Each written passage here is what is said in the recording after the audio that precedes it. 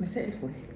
سريعا كده عايزة احط لكم 3 مشاكل مع النرجسيين واديكوا امثلة عليهم علشان عقلكم يفهم المشاكل دي ازاي احنا بنحاول نحلها وليه بنبقى مرهقين جدا في التعامل مع النرجسيين في المواقف دي بالذات.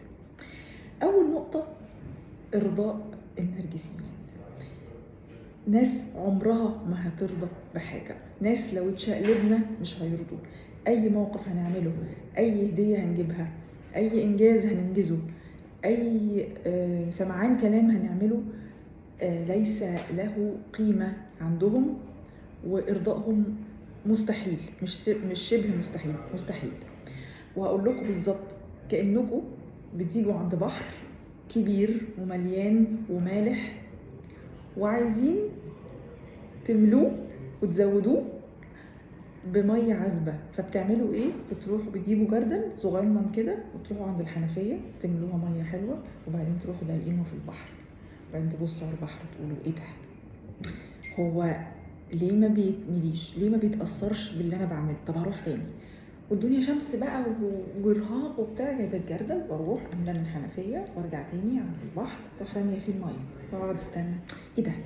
غريبه، الميه ما اثرتش خالص في البحر، البحر لسه مالح والميه دي ما بانتش فيه. وبالعكس ده ممكن يجي، انا على فكره بحب البحر قوي واعتذر للبحر جدا عن يعني التمثيل ده او الميتافور ده، بس انا عشان اوضح لكم الفكره. البحر فجأة يروح جاي بموجة عالية لطشني موقعني، أو يبعد قوي في الجزر، اللو تايد يبعد جدا ويبقى بعيد وأنا مش عارفة أوصل له. طب كل اللي أنا بعمله ده ليه؟ أنا عمالة أملى فيكم في مية علشان تحس بيا وتتملي. ما بيحصلش. فافتكروا دايما إن محاولات الإرضاء دي شبه جدا إن أنا بحاول أحط مية عذبة في بحر بجردل ومستنية إن الملوحة تقل، أو إن هو التكستشر بتاع المية بتاعه يتغير. الفيديو الجاي هقول لكم على مثل تاني، اللي هو ان انا احاول اغير للنرجسي رأيه في حوار.